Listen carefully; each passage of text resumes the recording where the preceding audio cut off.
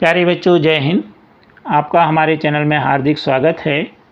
8th grade अभ्यास पुस्तिका विज्ञान कक्षा 6वीं में हम सभी अध्यायों का संपूर्ण हल देख रहे हैं। जो आपको प्रोजेक्ट कार्य दिए हैं उनके सहित आप हमारे चैनल की प्लेलिस्ट में जा कर के अपनी कक्षा के सभी विषय की 8th ग्रेड पुस्तिका के हल देख सकते हैं। साथ ही मुख्य पुस्तक का हल भी देख सकते हैं और स्क्रीनशॉट लेके नोट्स बना लीजिए। अभी तक आपने हमारे चैनल को सब्सक्राइब नहीं किया तो कर लीजिए, जिससे सबसे पहले आपको हमारे वीडियो प्राप्त हों। अध्याय 2, वस्तुओं के समूह बनाना। बच्चों, दिए गए चित्र में से वस्तुओं को देखकर उनकी जानकारी दोनों सारणियों में लिखिए। तो यहाँ पर वस्तुएं दी हैं, इनको देखना है और सारणी में भरना है। पहली सारणी है, पहले वस्तु है, फिर पदार्थ जिनसे ये बनी है, जैसे यहाँ गुड़िया। तो गुड़िया काहे से बनती है? कपड़े और प्लास्टिक से। फिर है ताला, आपको ये दिखाई दे रहा है, तो ताला काहे से बनता है? लोहे से। रिमोट, रिमोट काहे से बनता है? प्लास्टिक से। कैसेट, कैसेट प्लास्टिक से।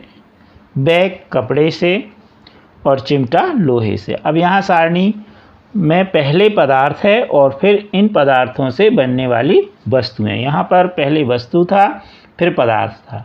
तो यहाँ पर आप इस कॉलम को इस कॉलम में लिख लीजिए। तो यानी पहले कॉलम को दूसरे में और दूसरे को पहले में लिख लेना। त्रुटिवश ये लिख गया है। जैसे कांच से गिलास और कंचे बनते हैं, इसी तरह जो है कपड़े और प्लास्टिक से ग्लव्स बनते हैं। टीच से चिराग बनता है। लोहा और प्लास्टिक से चाबी, लोहा और प्लास्टिक से पेचकस और प्लास्टिक से फाइल। अब हम देखें बहुविकल्पीय प्रश्न। पहला, जिसमें 1.1 के अंतर्गत दिया गया है, सही विकल्प चुनकर लिखिए। पहला है, वह पदार्थ जो पारदर्शी, जल में आघुलनशील एवं जिससे प्रकाश की किरण आर पार निकल जाती है। कांच का टुकड़ा, रेत, नमक या लकड़ी। तो प्रकाश किससे आर पार निकल जाता है? कांच के टुकड़े से। रेत से नहीं निकलता, नमक से नहीं निकलता और लकड़ी से नहीं निकलता। और नमक पानी में क्या होता है? घुल जाता है। इसका सही उत्तर होगा कांच का टुकड़ा। दूसरा है, दी गई वस्तुओं में से उनके गुणों के आधार पर असंगत वस्तु पहचानिए। ताला, कील, लोहे की छड़, प्लास्टिक की डोरी। तो आप ध्यान से देखिए, ताला, कील और लोहे की छड़ ये सभी लोहे से बनी है, परंतु प्लास्टिक की डोरी क्या है? अलग है, इनसे लोहे से नहीं बनी, अलग गुणों पर आधारित है। इसलिए इसका सही उत्तर होगा प्लास्टिक की डोरी। तीसरा प्रश्न है, लोहे से बनी साइकिल की चाबी को किसमें डुबाकर रखने पर वह अपनी चमक खो देगी? सरसों के तेल में, शीतल पेय में, नारियल तेल में या केरोसिन में? तो वह अपनी चमक खो देगी, तो किसमें? शीतल पेय। शीतल पेय यानी ठंडे पानी में, पीने वाले पानी में। सरसों के तेल में जंग नहीं लगेगी, नारियल के तेल में नहीं लगेगी और केरोसिन में नहीं लगेगी। अगला है चौथा प्रश्न, वह पदार्थ जो कठोर, चमकदार एवं अपारदर्शी होता है। कांच की प्याली, प्लास्टिक का खिलौना, स्टील का चम्मच और पुस्तक। अब लिखा क्या है? कठोर। तो पुस्तक कठोर नहीं होती। चमकदार एवं अपारदर्शी, यानी चमकदार तो है लेकिन अपारदर्शी। तो कांच तो होता है पारदर्शी, तो अपारदर्शी नहीं है। प्लास्टिक का खिलौना जो है उसमें चमक नहीं होती, लेकिन स्टील के जो चम्मच है उसमें चमक होती और यह अपारदर्शी होती है। तो इसलिए इसका सही उत्तर होगा स्टील की चम्मच। चौथा प्रश्न है, निम्न में से कौन सी वस्तुएं पारदर्शी होंगी? दर्पण, स्टील प्लेट, आवर्धक लेंस, कांच का गिलास। अब लिखा है पारदर्शी, मतलब जिससे प्रकाश आर पार चला जाए। तो दर्पण से नहीं जाता है। दर्पण क्या करता है? परावर्तित कर देता है। स्टील की प्लेट से भी नहीं जाएगा। अब देखें आवर्धक लेंस, इससे चला जाता है और कांच के गिलास से चला जाता है। इसलिए इसका तीसरा और चौथा वाला सही है। प्रश्न 1.2, दिए गए शब्दों में से चुनकर रिक्त स्थान भरिए। कोमल, गुणों पारदर्शी, प्लास्टिक, रुक्ष, धातु और अपारदर्शी। पहला है घड़ी का कांच पारदर्शी होता है जबकि पत्थर खालिस्तान होता है, तो इसमें से हम भर देंगे अपारदर्शी, पत्थर से प्रकाश आर पार नहीं जाता है। दूसरा है वे पदार्थ जिन्हें आसानी से संपीड़ित अथवा खींचा जा सकता है खालिस्तान पदार्थ कहलाते हैं। संपीड़ित मतलब दबाना, तो जो कोमल पदार्थ होते हैं उन्हें हम आसानी से संपीड़ित कर सकते हैं और खींच सकते हैं। तीसरा है चश्मे का ग्लास प्लास्टिक या कांच के खालिस्तान के गुण के आधार पर बनता है, तो होगा इसमें पारदर्शी, क्योंकि हम चश्मे से आर पार देखते हैं। अगला प्रश्न है सभी पदार्थों को उनके खालिस्तान के आधार पर पहचाना जाता है, तो उनके गुणों के आधार पर। अगला प्रश्न है पेन खालिस्तान और खालिस्तान पदार्थों से बनाए जाते हैं। धातु और प्लास्टिक से, स्टील के भी पेन होते हैं और प्लास्टिक के भी पेन होते हैं। अब हम देखेंगे अति लघु उत्तरीय प्रश्न तीसरा, यदि हम पदार्थों के समूह ना बनाएं तो क्या प्रभाव पड़ेगा। तो हमें पदार्थों को समूह में रखने की आवश्यकता इसलिए पड़ती है जिससे उनको सुगमता पूर्वक उनके अध्ययन कर सकें। प्रश्न चौथा, पहेली अपने दादाजी के साथ टॉफ़ी खरीदने दुकान गई, तो वहाँ उसने देखा कि सभी टॉफ़ियाँ कांच की बोतलों में रखी हैं। कारण बताइए कि दुकान में जो सामान है वह कांच की बोतलों में क्यों रखा है। तो दुकान जो है में सभी रखी जो बोतलें हैं वो कांच के पदार्थ की होती हैं, क्योंकि कांच के जो अन्य पदार्थों से क्रिया नहीं करता और वह पारदर्शी होता है। अर्थात उसमें क्या रखा है हम बाहर से देख सकते कि उस बॉटल में क्या रखा है। मान लीजिए वो अपारदर्शी है तो हमें खोल के देखना पड़ेगा कि उसके अंदर क्या रखा है। प्रश्न पाँचवा, दिए गए पदार्थ से मिलकर बनी विभिन्न प्रकार की वस्तुओं की सूची बनाइए। जैसे लकड़ी, तो खिड़की, दरवाजे, टेबल, कुर्सी आदि बनते हैं। कागज़, किताब, कॉपी, अखबार आदि। चमड़ा, बेल्ट, जूता, चप्पल, बैग, जैकेट आदि। प्लास्टिक से कुर्सी, टेबल, मग, जग, बाल्टी, टब आदि। रुई से रज़ाई, गद्दे, तकिया आदि। तो इस तरह बड़े आसानी से हम इन प्रश्नों को कर सकते हैं। प्रश्न छठवां है पदार्थों को किस आधार पर समूह में रखा जाता है। तो पदार्थ को धातु और अधातु, यहाँ पर सुधार लें, धातु या धातु, फिर उपधातु और उसके बाद अक्रिय पदार्थों के आधार पर, अक्रिय और सक्रिय पदार्थों के आधार पर रखा जाता है। प्रश्न सातवां, घरों में खाना बनाने, खाने और पीने के बर्तनों को कपड़े से नहीं बनाया जाता, तो क्योंकि कपड़ा धातु नहीं है, और खाने वाले अगर बर्तन हम बनाएंगे तो वो ज्वलनशील है, तो आग में रखने पर वह जल जाएंगे, अग्निरोधी। दूसरा, खाने या पीने के बर्तन अगर हम बनाएंगे तो जैसे ही हम उसमें द्रव पदार्थ डालेंगे तो वो क्या होगा, द्रव पदार्थ उसको गीला करके और बाहर निकल जाएगा, इसलिए नहीं बनाए जाते। लघु उत्तरीय प्रश्न पहला, लोहा एवं रबर के कठोर या कोमल पदार्थ की पहचान किस प्रकार करेंगे। तो लोहा या रबर की पहचान हम एक दूसरे को खरोंच कर, या कहना चाहिए हम खरोंच मारकर या दबाकर, सबसे सही तरीका एक दूसरे वस्तु को से दबाकर वस्तु की कठोरता और कोमलता की पहचान हम कर सकते हैं। तो हम लोहे को और रबर को दबाएंगे, जो दब जाएगा वो मुलायम और जो नहीं दबा वो कठोर। अब देखें प्रश्न 9वां, चमकदार। तो चमकदार पदार्थ जैसे आभूषण एवं बर्तन कुछ समय तक खुला रखने पर अपनी चमक खो देते हैं। चमकदार पदार्थों के नाम भी लिखिए। तो चमकदार पदार्थ वस्तुएं में जो है वायुमंडल में उपस्थित वायु और नमी से वो क्रिया करके अपनी चमक खो देते हैं। अब चमकदार पदार्थों के नाम भी लिखना है, यहाँ पे नहीं लिखे हैं तो आप लिख लीजिए।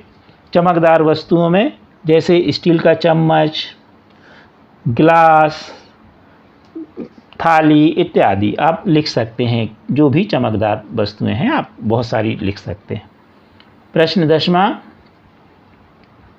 निम्नलिखित द्रव जल में पूर्ण रूप से मिश्रित होते हैं या नहीं, जल में मिलाकर पहचानिए एवं लिखिए। सिरका, नींबू का रस, सरसों का तेल, नारियल तेल और केरोसिन तथा दूध।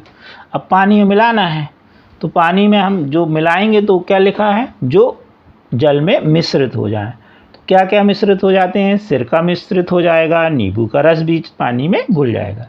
लेकिन जो मिश्रित नहीं होंगे तो सरसों का तेल नहीं होगा, तेल उसमें मिक्स नहीं होगा, नारियल तेल नहीं होगा और केरोसिन का तेल भी पानी में मिक्स नहीं होगा। प्रश्न 11वां, तालिका में दिए गए पदार्थ में से कौन से पदार्थ जल में विलोड़ित करने पर यानी हिलाने पर पूर्णतः लुप्त हो जाते हैं अथवा कौन से लुप्त नहीं होते। पदार्थ की पहचान करके लिखिए। नमक, तो जब नमक को हम पानी में डालेंगे और हिलाएंगे तो वो लुप्त हो जाता है। अब लिखा खाने का सोडा, तो यह भी लुप्त हो जाता है। अगला है चीनी, चीनी यानी शक्कर, शक्कर भी लुप्त हो जाती है। बालू लुप्त नहीं होती, बालू को जब आप करोगे तो लुप्त नहीं होती। और चाक पाउडर, चाक पाउडर भी लुप्त नहीं होता। लकड़ी का बुरादा लुप्त नहीं होता। तो यहाँ पर जो है बालू, बालू में लिख दीजिए लुप्त नहीं होती, बालू नीचे जम जाती है, यहाँ सुधार लीजिए।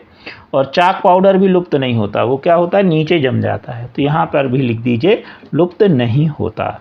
सब में इसमें लुप्त हो जाती लिख गया है तो सुधार लीजिएगा। अब देखें हम प्रश्न 12वां। प्रश्न 12वां है, पहेली ने अपनी गुड़िया के लिए कागज का चश्मा बनाया जिसमें बूझो देखकर हंसने लगा, और बताइए कि बूझो पहेली के चश्मा बनाने के लिए क्या सलाह देगा। तो चश्मा कांच या प्लास्टिक का बनेगा यानी पारदर्शी, जिससे वह आर पार देख सके आसानी से। तो कांच या प्लास्टिक का नहीं बनेगा। तो बूझो उसको सलाह देगा गुड़िया बनाने के लिए पहेली को कि तुम काय का बनाओ चश्मा, प्लास्टिक या कांच का। प्रश्न 13वां है, पारदर्शी, अपारदर्शी तथा पारभासी। तो पारदर्शी क्या है, जिनमें प्रकाश आर पार चला जाता है आसानी से। अपारदर्शी, जिसमें प्रकाश आर पार नहीं जाता। और पारभासी, जिसमें से प्रकाश पूरा आर पार नहीं होता, कुछ होता है। तो इसलिए इस प्रकार की वस्तुएं, जैसे पारदर्शी वे पदार्थ जिनमें से सूर्य का प्रकाश आर पार चला जाता है तो पारदर्शी। अपारदर्शी वे पदार्थ जिनमें से सूर्य का प्रकाश आर पार नहीं जाता वो अपारदर्शी। और पारभासी वे पदार्थ जिनमें से जो सूर्य का प्रकाश है वो आंशिक रूप से जाता है। तो पारदर्शी है कांच, जल और वायु। अपारदर्शी क्या है, लोहा, लकड़ी का टुकड़ा आदि। और पारभासी क्या है, तेल लगा हुआ कागज़ या क्राउन या घिसा हुआ कांच। तो इस तरह से बड़े आसानी से ये प्रश्न आप लिख सकते हैं। अब देखेंगे प्रश्न 14। यहाँ पर लिखा है, तालिका में दी गई वस्तुओं को जल में डालकर बताइए कि कौन सी वस्तुएं जल में तैरती हैं अथवा जल में डूब जाती हैं। तो निश्चित तौर पर आपको मालूम है सारणी में वस्तु का नाम और लिखा है जल में तैरती है अथवा जल में डूब जाती। तो लकड़ी जल में तैरती है। तांबे का तार, तो यह जल में डूब जाएगा। चौक के टुकड़े, यह भी जल में गीले होकर डूब जाएंगे। प्लास्टिक की गेंद तैरेगी। नारियल तेल जल में तैरता है। कंचे डूब जाएंगे। कागज़ तैरता है। स्पंज जल में पहले तैरेगा और फिर भीग जाएगा, गीला हो जाएगा तो डूब भी जाएगा, यानी डूबा हुआ तैरेगा। कांच का टुकड़ा जल में डूब जाता है और सिक्का जल में डूब जाता है। अब इसी में 15वां प्रश्न दिया गया है, दी गई तालिका में पदार्थ के गुणों के आधार पर अपने आसपास पाए जाने वाली दो दो वस्तुओं के नाम लिखिए। कठोर, तो कठोर में हम पत्थर लकड़ी लिख दें। कोमल में रबर स्पंज। पारदर्शी में जल वायु, कांच भी लिख सकते हैं हम इसमें। अपारदर्शी में टेबल कुर्सी। चमकीली हीरा होता है, नग होता है। फिर है विलेय, तो नमक और चीनी जो पानी में घुल जाए। फिर अविलेय जो न घुलें, कांच लोहा। रेत भी हम लिख सकते। हल्का जो पानी में तैरे। रुई कागज़। भारी जो पानी में डूब जाए। ईंट रेत आदि। लोहा का टुकड़ा भी कह सकते हम। और पारभासी जिसमें से कम मतलब प्रकाश आर पार जाए, तो कपड़ा और जो है तेल लगा हुआ कागज़। तो इस तरह बड़े आसानी से इन प्रश्नों को हम हल कर सकते। प्रोजेक्ट कार्य 1, अपने आसपास परिवेश का अवलोकन करते हुए निम्नलिखित तालिका पूर्ण कीजिए। खाद्य वस्तुएं, अखाद्य वस्तुएं, श्रुतिहीन और श्रुतिवान। खाद्य वस्तुएं आप जानते हैं जो हम खाते हैं, अनाज, दलहन, तिलहन, साग सब्जी, दूध, मांस, मछली और अंडा। अब अखाद्य, सरसों का बीज नहीं खाते, सरसों का कच्चा तेल नहीं खाते, केले का छिलका, आलू का छिलका, आम की पत्ती, यहाँ कोई भी कच्चा तेल नहीं खाते, फूल और कच्चा नींबू हम नहीं खाते हैं। अब श्रुतिहीन यानी जिनमें आवाज़ न आए, किसी वस्तु से या तो हम ठोकर मारें लकड़ी से या किसी अन्य वस्तु से, या ज़मीन पर उसको हम छोड़ें तो आवाज़ नहीं आए, पत्थर, लकड़ी, टेबल, कुर्सी, मेज, बैलगाड़ी, पुस्तक, खिलौने आदि। अब जिनमें आवाज़ आती है तो सभी धातुओं में आवाज़ आती है, सोना, चांदी, तांबा, एल्युमिनियम, लोहा, पीतल, कांसा आदि। अब देखेंगे प्रोजेक्ट कार्य 2, दैनिक जीवन में उपयोग आने वाली विभिन्न प्रकार की वस्तुओं के आकार के आधार पर वर्गीकृत कीजिए। तो वर्गाकार, कुछ वस्तुएं वर्गाकार भी होती हैं और आयताकार भी। तो जहां वर्गाकार हो आपके घर में उसे वर्गाकार, और नहीं तो आयताकार। जैसे खिड़की वर्गाकार भी होती हैं और आयताकार भी होती है। डिब्बा, बॉक्स वर्गाकार भी होता है और आयताकार। टीवी, पुरानी टीवी की स्क्रीन जो है वह होती है वर्गाकार, जो नई टीवी हैं वो आयताकार रहती हैं। घड़ी, घड़ी वर्गाकार। फोटो फ्रेम वर्गाकार। टेबल वर्गाकार भी होती हैं और आयताकार। दरवाज़ा ज़्यादातर आयताकार होते हैं, वर्गाकार नहीं, लेकिन आप लिख सकते हैं। कंप्यूटर में जो मॉनिटर होता है वह जो है वर्गाकार रहता है। अब देखें हम आयताकार, तो ब्लैक बोर्ड, दरवाज़ा अभी हमने बताया, दरवाज़ा दोनों प्रकार के हो सकते हैं। पुस्तक, नोटबुक, रबर, कंपास, कंप्यूटर भी हमने बताया कि उसका मॉनिटर भी वर्गाकार और आयताकार हो सकता है। और पेटी, बॉक्स। अब देखें बेलनाकार वस्तुएं, तो सिलेंडर, बेलन, पेड़ का तना, पेंसिल, पेन, बोतल, ढोलक, कैंडल आदि। अब गोलाकार, वास्तव में अगर हम गोलाकार देखें तो जैसे गेंद गोल होती है वैसी, तो गेंद, फुटबॉल, ग्लोब, कंचा और लड्डू, ये पूर्ण गोलाकार है। अब यदि हम वृत्ताकार भी उसमें शामिल कर लें, वृत्ताकार मतलब जैसे सिक्का आपने देखा है, तो उस स्थिति में छलनी को भी हम कह सकते हैं, घड़ी भी वृत्ताकार रहती है। फिर यहाँ पर देखें हम तो सूर्य भी हमको वृत्ताकार दिखाई देता है, तो इनको हम गोलाकार बोल देते हैं ज़्यादातर वृत्ताकार को, तो इनको भी हम लिख सकते हैं। तो इस तरह से बड़े आसानी से आप दोनों प्रोजेक्ट भी कर सकते हैं। स्क्रीनशॉट ले लीजिए और नोट्स बना लीजिए। आप अपनी कक्षा के सभी विषय के वीडियो हमारे चैनल की प्लेलिस्ट में देख सकते हैं। आप हमारे चैनल को सब्सक्राइब अवश्य कीजिए यदि नहीं किया है तो, और कृपया वीडियो को लाइक एवं शेयर कीजिए। Thank you.